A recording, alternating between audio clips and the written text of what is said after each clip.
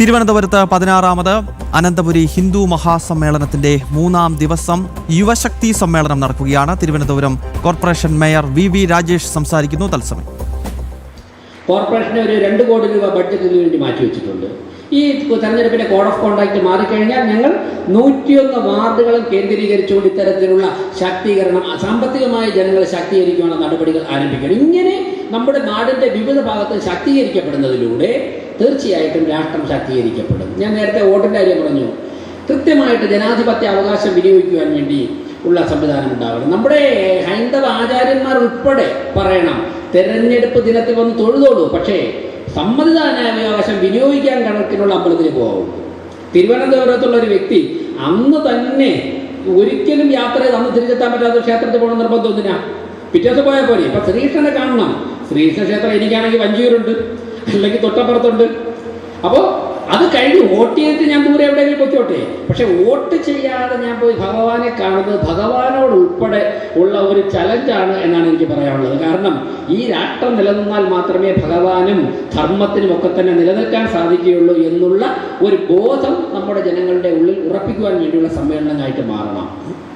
തീർച്ചയായിട്ടും ഈ സമ്മേളനം ഇവിടെ നടക്കുന്നത് ഒരുപക്ഷെ ഒരു സംഘടനയുടെയോ നടത്തുന്ന സംഘാടകരുടെയോ ഒരാശയത്തിൻ്റെ മാത്രം പ്രചരണത്തിന് വേണ്ടിയല്ല, മറിച്ച് ഈ നാടിൻ്റെ തന്നെ നിലനിൽപ്പിന് വേണ്ടിയാണ്. ഞാനൊരു കാര്യം സൂചിപ്പിച്ചുകൊണ്ട് അവസാനിപ്പിക്കുന്നു. ഞാൻ പലയിടത്തും പോയപ്പോൾ പറഞ്ഞു, ഇംഗ്ലണ്ടിൽ നിന്ന് ABUP-യിൽ ഞങ്ങളോടൊപ്പം പ്രവർത്തിക്കുന്ന ചില സുഹൃത്തുക്കൾ വന്നു. അവർ സംസാരിച്ചപ്പോഴേക്കും ഇംഗ്ലണ്ടിൽ ജീവിക്കുന്നതിൻ്റെ ബുദ്ധിമുട്ടിനെ കുറിച്ച് ഇങ്ങനെ സംസാരിക്കും. ഞാൻ ചോദിച്ചു, അത്രയും പ്രയാസമാണ്, പിന്നെ നീ എന്തിനാണ് അവിടെ ചെന്ന് കിടക്കുന്നത്? അപ്പോൾ അവിടെ ബിസിനസ്സായി. ഞാൻ ഇത്രയും ബുദ്ധിമുട്ടാണെന്നുണ്ടെങ്കിൽ ഈ തണുപ്പത്ത് അവിടെ ചെന്ന് കിടക്കുന്നതിന് അവിടെ ഒരു 10-20 വർഷം എഫർട്ട് എടുത്ത് ഒന്ന് സെറ്റായിപ്പോയി. അപ്പോൾ എന്താ പ്രശ്നം? എന്താ? മൈഗ്രേഷനാണ് പ്രശ്നം. മൈഗ്രേഷനാണ് പ്രശ്നം. അപ്പോഴാണ് ഞാൻ ആലോചിച്ചത് ധർമ്മത്തിൻ്റെ പ്രസക്തി എന്ന് പറയുന്നത്. ഇത് നമ്മൾ ലോകം മുഴുവനും പ്രചരിപ്പിക്കുന്നു. അതായത് ഒരു കാലഘട്ടത്തിൽ സൂര്യാസ്തമിക്കാത്ത സാമ്രാജ്യം, നമ്മളൊക്കെ എന്താ ഓഗസ്റ്റ് 15 പ്രസംഗിക്കാനായിട്ട് സ്കൂളിൽ പഠിക്കുമ്പോഴേക്കും പ്രസംഗം പഠിക്കുമ്പോൾ ആദ്യം പറയുന്നത് എന്താണ് ഈ സൂര്യാസ്തമിക്കാത്ത സാമ്രാജ്യം എന്ന് എനിക്ക് അറിഞ്ഞുകൂടായിരുന്നു. 3ാം ക്ലാസ് പഠിക്കുമ്പോൾ എന്ത് സൂര്യൻ അസ്തമിക്കാത്ത സാമ്രാജ്യം. പിന്നീടാണ് അതൊക്കെ മനസ്സിലായത്. അതായത് ഒരു സ്ഥലത്ത് ഇംഗ്ലണ്ടിൻ്റെ കയ്യിലുള്ള ഒരു സ്ഥലത്ത് സൂര്യൻ അസ്തമിക്കുമ്പോൾ വേറൊരു സ്ഥലത്ത് സൂര്യൻ ഉദിക്കും. ഇന്ത്യയിൽ സൂര്യൻ അസ്തമിക്കുമ്പോൾ അവർ തന്നെ ഭരിക്കുന്ന മറ്റൊരു രാജ്യത്ത് സൂര്യൻ ഉദിക്കും. അങ്ങനെ ലോകം മുഴുവനും കീഴടക്കി ഭരിച്ച് മറ്റുള്ളവരുടെ എല്ലാവരുടെയും വെട്ടിപ്പടിച്ചുകൊണ്ടിരുന്ന ഇംഗ്ലണ്ട് ഇന്ന് വിദേശ രാജ്യങ്ങളിൽ നിന്നുള്ള ഇസ്ലാമിക കുടിയേറ്റം കാരണം അവിടെ സാഹിബന്മാർക്ക് അവിടെ നിൽക്കാൻ പറ്റാത്തൊരു സാഹചര്യം ഉണ്ടായിട്ടുണ്ട്. പശ്ചിമ ബംഗാളിൻ്റെ അതേ അവസ്ഥ. വെള്ളിയാഴ്ച ഉച്ചയായി കഴിഞ്ഞാൽ നിൽക്കുന്നത് എവിടെയാണോ അവിടെയാണ് നിസ്കാരം. അവിടെ മമതാ ബാനർജി അല്ല, മമതാ ബാനർജി തന്നെ അവിടെ പോയിട്ട് ലാഹിലാഹ ഇല്ലല്ലാഹി വിളിക്കുന്ന ഒരു അവസ്ഥയിലേക്ക് വന്നിരിക്കുകയാണ് പശ്ചിമ ബംഗാൾ. ഇതേ same thing it is happening in England also, Britain also. ഇത് സംഭവിക്കുകയാണ്. ഒരു കാലത്ത് മറ്റുള്ളവൻ്റേത് വെട്ടിപ്പിടിക്കാൻ വേണ്ടി 10,000-കണക്കിന് കിലോമീറ്റർ കടന്ന് കപ്പലിൽ വന്നവൻ ഇന്ന് അവൻ്റെ രാജ്യത്തെ സംരക്ഷിക്കുവാൻ സാധിക്കാതെ നിൽക്കുമ്പോൾ ഭാരതത്തിൻ്റെ പ്രധാനമന്ത്രിയുടെ ശബ്ദം കേൾക്കുവാൻ വേണ്ടി ലോകം കാതോർത്തിരിക്കുന്ന ഒരു രാഷ്ട്രീയ സാഹചര്യം ലോകത്തെമ്പാടും നിലനിൽക്കുന്നുവെങ്കിൽ അത് ഹൈന്ദവ ധർമ്മത്തിൻ്റെ പ്രസക്തി കൊണ്ടാണ് എന്നാണ് എനിക്ക് അതിൽ സൂചിപ്പിക്കാനുള്ളത്. പാകിസ്ഥാനിലൊരു പെൺകുട്ടി 4-5 വർഷം മുമ്പ് ഉക്രൈനും റഷ്യയും തമ്മിൽ യുദ്ധം നടത്തിയപ്പോൾ ആ പെൺകുട്ടി എന്താ പറഞ്ഞത്?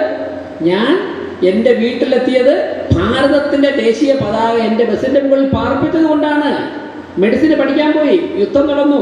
ഈ ബങ്കറുകളിൽ എന്താ ചെയ്യുന്നത്? ശത്രുവിൻ്റെ വിമാനം വരുന്നതിന് അരമണിക്കൂർ മുമ്പ് സൈറൻ കിട്ടും. അപ്പോൾ നമ്മളെല്ലാവരും ബങ്കറിനകത്തിരിക്കണം. ശത്രുവിൻ്റെ വിമാനം ആ രാജ്യത്തിൻ്റെ അതിർത്തിയിൽ നിന്ന് വരുന്നില്ല എന്ന് കണ്ടാൽ സൈറൻ മുഴങ്ങുമ്പോൾ നമുക്ക് പുറത്തിറങ്ങി അരമണിക്കൂറേ ഗ്യാപ്പ് കിട്ടും. അരമണിക്കൂർ പുറത്തിറങ്ങാൻ വേണ്ടി അവസരം കിട്ടിയപ്പോൾ ഈ കുട്ടി പോയത് ഭക്ഷണം വാങ്ങിക്കാനല്ല, അവൾ നേരെ പോയിട്ടൊരു വെള്ള തുണി വാങ്ങിച്ചിട്ട് പറഞ്ഞു, ഇന്ത്യയുടെ ദേശീയ പതാക വരയ്ക്കാനുള്ള നിറം തരണമെന്ന് പറഞ്ഞു. അങ്ങനെ അവൾ വിശന്ന വയറുമായിട്ട് അവിടെ വന്നിരുന്നിട്ട് ഇന്ത്യയുടെ ദേശീയ പതാക വരച്ചിട്ട് അവരും അവരുടെ കൂട്ടുകാരും കൂടെ കിട്ടിയ ബസ്സിൽ കയറി ഇന്ത്യയുടെ ദേശീയ പതാക പിടിച്ചിട്ട് പാകിസ്ഥാനിലേക്ക് പോയൊരു സാഹചര്യം ആ പെൺകുട്ടി തന്നെ പാകിസ്ഥാനിൽ പോയി പറയുകയാണ്. കുറച്ച് ദിവസം മുമ്പ്, 1 മാസം മുമ്പ് ഗ്യാസ് സിലിണ്ടറിന് ബുദ്ധിമുട്ട് വന്നപ്പോഴേക്കും ഇറാൻ എന്താ പറഞ്ഞത്?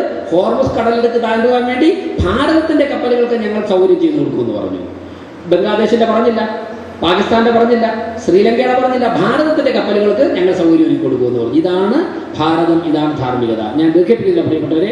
സൂര്യനസ്തമിക്കാത്ത സാമ്രാജ്യത്തിൻ്റെ അധിപർ ഇന്ന് സ്വന്തം നാട്ടിൽ സൂര്യനെ കാണാൻ വേണ്ടി പറ്റാത്ത ഒരു സാഹചര്യത്തിൽ എത്തി നിൽക്കുമ്പോഴേക്കും ഭാരതത്തിൻ്റെ പ്രധാനമന്ത്രിയുടെ ശബ്ദം കേൾക്കുവാൻ വേണ്ടി ലോകം കാതോർത്തിരിക്കുന്നുവെങ്കിൽ തീർച്ചയായിട്ടും ഇവിടെ ഈ പ്രിയദർശിനി ഹാളിൽ നടക്കുന്നത് ഉൾപ്പെടെയുള്ള ഹൈന്ദവ സമ്മേളനങ്ങൾ തന്നെയാണ് നമ്മുടെ രാഷ്ട്രത്തിൻ്റെ നിലനിൽപ്പിന് ആധാരം. അത് ലോകത്ത് സമാധാനം കളിയാടുവാൻ വേണ്ടിയിട്ട് അത് അത്യന്താപേക്ഷിതമാണെന്ന് പറഞ്ഞുകൊണ്ട് 16 വർഷമായിട്ട് ഈ ഹിന്ദു സമ്മേളനം നടക്കുകയും ഏറെക്കുറെ എല്ലാ ഹിന്ദു സമ്മേളനങ്ങളിലും ഏതെങ്കിലും ഒരു സെഷനിലെങ്കിലും എനിക്ക് വരുവാനും അതുപോലെ തന്നെ കാലിക പ്രാധാന്യമുള്ള ഏൽപ്പിക്കുന്ന കാര്യങ്ങൾ സംസാരിക്കുവാനുമുള്ള അവസരം ലഭിച്ചതിലുള്ള സന്തോഷം മേയർ എന്നുള്ള നിലയ്ക്ക് ആദ്യത്തെ തവണയാണ് പങ്കെടുക്കുന്നത്.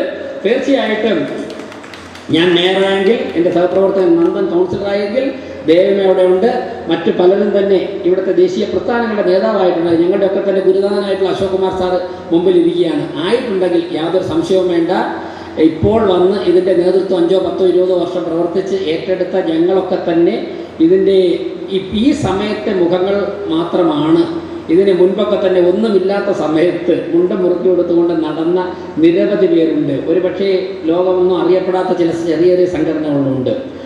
നമ്മുടെ ഞാൻ പേരുകൾ പറഞ്ഞാൽ ഒരുപാട് 16ാമത് അനന്തപുരി ഹിന്ദു മഹാസമ്മേളനം തുടരുകയാണ്. അവിടെ യുവശക്തി സമ്മേളനത്തിൽ തിരുവനന്തപുരം മേയർ വി രാജേഷ് സംസാരിക്കുകയായിരുന്നു. തത്സമയമാണ് പ്രേക്ഷകർ കണ്ടത്.